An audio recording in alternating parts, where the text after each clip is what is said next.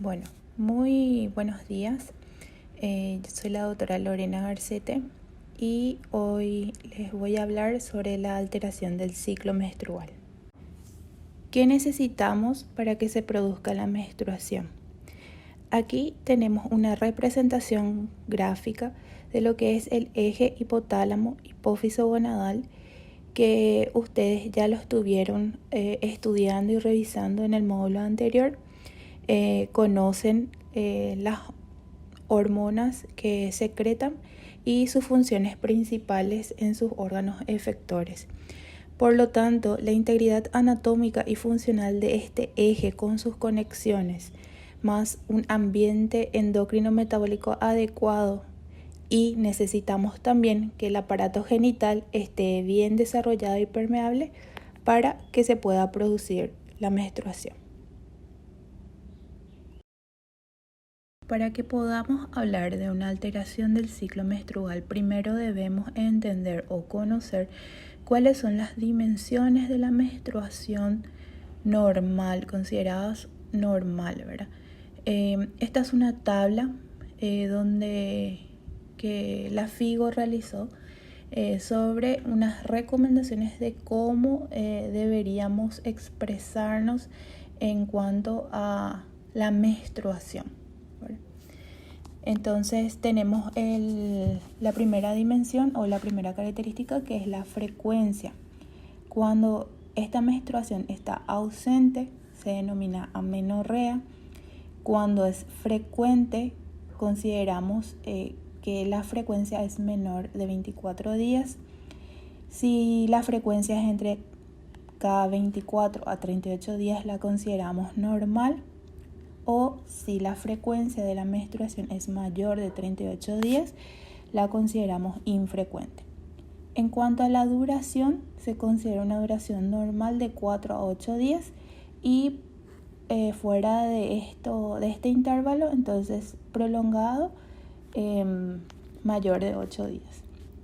En cuanto a la regularidad, hace una relación entre el ciclo más largo y más corto, y se habla de un ciclo regular cuando esa variación es de aproximadamente menos a 9 días, y se habla de un ciclo irregular cuando la variación que existe entre el ciclo más largo y más corto son de más de 10 días.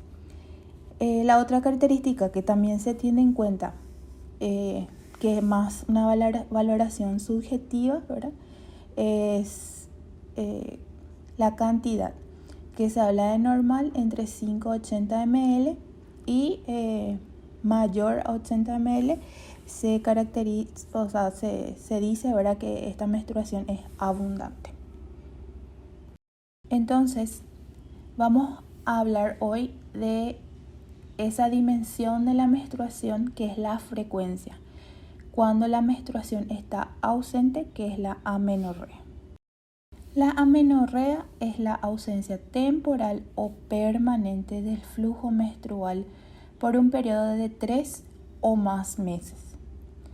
Puede ser de múltiples causas y depende mucho de la historia clínica, de la historia sexual de esa paciente, de la edad en la que se encuentra esa paciente.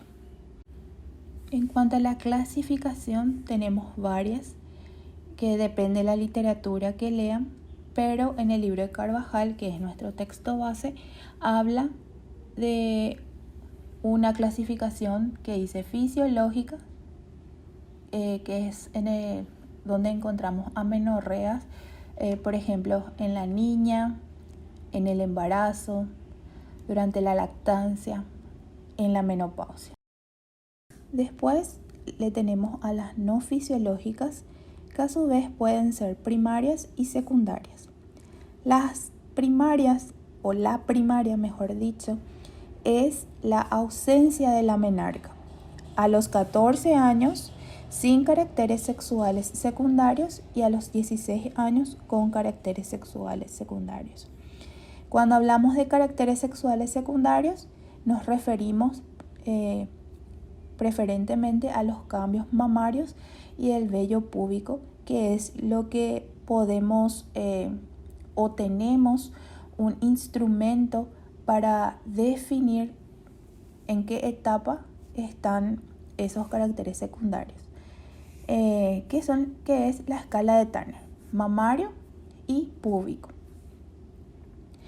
Y por otro lado le tenemos a la amenorrea secundaria, que es la ausencia de la menstruación luego de 3 meses o el equivalente a 3 ciclos. Según la literatura que se lea, algunos hablan de 6 meses, pero a partir de 3 meses ya hablamos de una amenorrea, ¿verdad? Y debemos saber que es la forma más frecuente de amenorrea. El libro de Carvajal clasifica o esquematiza las etiologías de la amenorrea primaria en ausencia de caracteres sexuales secundarios y en presencia de caracteres sexuales secundarios. Cuando estamos ante una niña con amenorrea en ausencia de caracteres sexuales secundarios, podemos clasificarla a su vez en un hipogonadismo que puede ser hipogonadotrópico. Y se habla de hipogonadotrópico cuando la FSH y la LH están bajas. Dentro de ese contexto podemos encontrar, por ejemplo, al retraso constitucional, que es algo frecuente y más que nada nos basamos en una historia familiar de ese retraso constitucional. La otra etiología puede ser lo que se llama el síndrome de Kallmann, en donde es una enfermedad asociada al cromosoma X o autosómica, donde hay una falla en la migración de las células que liberan la GnRH desde la placa olfatoria. Entonces, estas pacientes tienen poco desarrollo mamario, están en amenorrea y también se acompañan de lo que se conoce como anosmia. Ante estas pacientes entonces se sospecha de lo que se llama un síndrome de Kallmann. Luego tenemos al otro extremo a la paciente en amenorrea primaria con ausencia de caracteres sexuales secundarios, pero con un hipogonadismo hipergonadotrópico, que quiere decir que las FSH y las LH están altas. En este caso debemos solicitar un cariotipo porque es la que nos va a discriminar qué tipo o qué etiología está teniendo esa paciente. El ejemplo que pone el libro son las disgenesias gonadales, en donde faltan las células germinales, por lo tanto no hay folículos. Tenemos dos síndromes característicos que se llaman síndrome de Sawyer, donde hay 46 cromosomas, pero tienen XY. Eso afecta el brazo corto del cromosoma Y, donde está un gen que se llama SRY. Estas pacientes tienen un fenotipo femenino, pero las gónadas están hipoplásicas, tienen un útero pequeño, no tienen ovario, y esas gónadas que poseen pueden tener una transformación maligna. El otro síndrome es el síndrome de Turner, que también es un hipogonadismo hipergonadotrópico, entonces FSH, LH altas. En el cariotipo, un 45X0, la alteración cromosómica más frecuente es el mosaicismo. Se expresan estas pacientes con una baja estatura, tienen como una membrana a nivel cervical, tienen caracteres sexuales poco desarrollados o ausentes, y es la disgenesia gonadal más frecuente. Luego le tenemos a las pacientes con caracteres sexuales secundarios presentes. Aquí podemos evaluar o debemos evaluar al examen físico una obstrucción al tracto de salida, que se manifiesta generalmente con un himen imperforado, y se ve al examen físico con la maniobra que estuvieron practicando en los talleres, evaluando la membrana himeneal. Se ve como un abombamiento de esa membrana y generalmente tiene un color violáceo por la distensión de la membrana con la menstruación a tensión, ¿verdad? También se describe lo que se llama el síndrome de Rokitansky-Kuster-Hauser, que es una malformación mulleriana con una agenesia parcial o total de la vagina y del útero. La paciente no tiene los 2/3 superiores de la vagina ni el útero en sí. Sí tiene ovarios, por lo tanto las pacientes sí desarrollan caracteres sexuales secundarios. Hay veces que hay como un útero rudimentario, entonces puede haber tejido endometrial y sufre ese tejido los cambios cíclicos que ocurren en las mujeres que tienen un útero normal, ¿verdad? Después le tenemos a lo que se llama un testículo feminizante o pseudohermafroditismo masculino, donde las pacientes tienen un cariotipo 46XI y lo que pasa es una insensibilidad del receptor a los andrógenos, ¿verdad?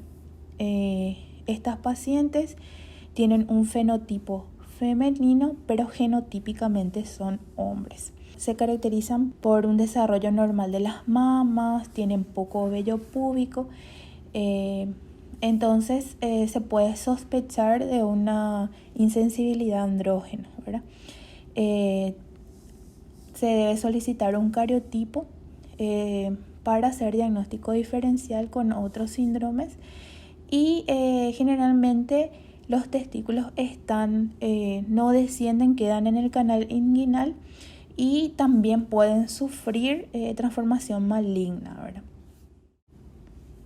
Luego pasamos a lo que es una amenorrea secundaria. La amenorrea secundaria es el cese de la menstruación por 3 o más meses en mujeres con ciclos regulares o por 6 o más meses en mujeres con ciclos menstruales irregulares. Esto, la definición realmente depende de la literatura, pero con 3 meses hablamos de amenorrea, por lo tanto ya podemos considerar 3 meses como el punto de corte. Esta amenorrea puede ser transitoria, intermitente, permanente, puede ser fisiológica, ¿verdad? Que es lo más frecuente. ¿En qué casos? En el embarazo, la lactancia, la menopausia y patológicas que en menor proporción. Entre las causas más frecuentes de amenorrea secundaria, lo primero, descartar un embarazo con una prueba de embarazo en orina o en sangre. Luego, una afección tiroidea, generalmente el hipotiroidismo, donde el déficit de las hormonas tiroideas estimulan la producción de la hormona liberadora tirotropina, que a la vez de aumentar estimular la producción de la TSH, también estimula la producción de la prolactina, y esta prolactina es la encargada de producir la anovulación. Estos tipos de pacientes generalmente se manifiestan con menstruaciones infrecuentes, no tanto con amenorrea, pero también puede ser un síntoma. Y la hiperprolactinemia, que este aumento de prolactina suprime la pulsatilidad de la GnRH, por lo tanto va a disminuir la producción de las gonadotropinas y van a causar la anovulación con la amenorrea. Entre las causas más frecuentes de prolactina están los medicamentos, por eso es súper importante conocer la historia clínica de la paciente y también cuáles son los medicamentos que afectan ese eje. Luego tenemos a la amenorrea normogonadotrópica. Y ahí debemos evaluar la obstrucción al tracto de salida, que es una afectación a nivel uterino, ¿verdad? que puede ser tanto por legrados, miomectomía, endocericitis, en donde se producen sinequias, que es adherencias dentro del útero, entonces obstruyen el tracto de salida. O una anovulación crónica, que es una afectación a nivel del ovario, que puede ser el ejemplo más frecuente, que es el síndrome ovario poliquístico. A nivel hipofisario tenemos a lo que se conoce como síndrome de Sheehan, que generalmente ocurre luego de una hemorragia postparto, una isquemia a nivel de la hipófisis, afectando a las hormonas que se producen a ese nivel. Se manifiesta en que la paciente, además de no poder ovular, tampoco puede dar de mamar. Y también a nivel suprarrenal, tumores o la entidad más representativa es la hiperplasia suprarrenal congénita, que es muy parecida al síndrome ovario poliquístico. Luego tenemos a la amenorrea hipergonadotrópica, en donde hay una insuficiencia ovárica que, como vimos, pueden ser con folículos o sin folículos. Sin folículos sería en el caso de las disgenesias gonadales, como por ejemplo el síndrome de Turner, y con folículos, y tenemos aquí a lo que se conoce como síndrome de Savage, que es cuando hay una resistencia ovárica a la FSH-LH, no se sabe si es a nivel receptor o postreceptor, o una oforitis autoinmune, o lo que conocemos como una insuficiencia ovárica prematura, que es cuando hay una amenorrea o una insuficiencia ovárica antes de los 40 años. Esta entidad es súper importante porque no es una entidad irreversible. Puede haber unos escapes ovulares, entonces las pacientes pueden quedar embarazadas, es muy difícil, pero pueden quedar, y están asociadas generalmente a otros trastornos como hipotiroidismo, enfermedad de Addison, diabetes mellitus. Es súper importante porque al haber una insuficiencia ovárica precoz, antes de los 40 años, hay un hipoestrogenismo. Entonces, como sabemos o ustedes leyeron, el estrógeno es una hormona súper importante a nivel de la salud del hueso y también previene eventos cardiovasculares. Entonces, en este tipo de pacientes, ellas están en un estado de hipoestrogenismo muy temprano. Luego tenemos a la amenorrea hipogonadotrópica, conocida como una amenorrea hipotalámica funcional. Más o menos ocupa el 5% de las causas de amenorrea secundaria. Es una alteración de la pulsatilidad de la GnRH, pero no de forma orgánica, o sea, no hay una alteración estructural. Generalmente se ve en personas que están bajo un estrés, que puede ser un índice de masa corporal muy bajo o ejercicios de alto rendimiento. En este tipo de pacientes se desarrolla una condición que se llama triada del atleta, que se caracteriza por anorexia, amenorrea y osteoporosis, ¿verdad? Es una patología reversible y lo más importante es que el diagnóstico se hace por exclusión. Bueno, llegamos a la evaluación diagnóstica de nuestra paciente con amenorrea, y el pilar fundamental de todo esto es una buena historia clínica. Cuando hagamos nuestra historia clínica, debemos preguntar antecedentes personales, familiares, hábitos alimentarios, variación de peso, estresores, evaluar el crecimiento, peso, talla, índice de masa corporal, realizar un examen físico, describir ese examen físico. ¿Y qué es lo que evaluamos? La presencia o ausencia de esos caracteres sexuales secundarios con los estadios de Tanner, presencia, ausencia de galactorrea, para evaluar, por ejemplo, una hiperprolactinemia, exploración de zonas herniarias, un examen neurológico, a nivel genital, evaluar el IMEM y incluso lo podemos hacer bajo anestesia si es que es necesario, ¿verdad? Entonces es súper importante que en estas historias clínicas esté detallado todo eso que estuvimos hablando y lo importante del examen físico y determinar si mi paciente tiene o no caracteres sexuales secundarios y en qué estadio están. En cuanto a los estudios de sangre, le pedimos un perfil hormonal que cuando hablamos de perfil hormonal generalmente hablamos de FSH, LH, estradiol, prolactina, también un perfil tiroideo porque vimos que una de las causas frecuentes de amenorrea secundaria es el hipotiroidismo, los andrógenos, la testosterona total, libre, la hormona transportadora de globulina, la 17-hidroxiprogesterona, que es la hormona que nos va a hacer diagnóstico diferencial con una hiperplasia suprarrenal, un perfil lipídico, insulinemia por el síndrome ovario poliquístico también.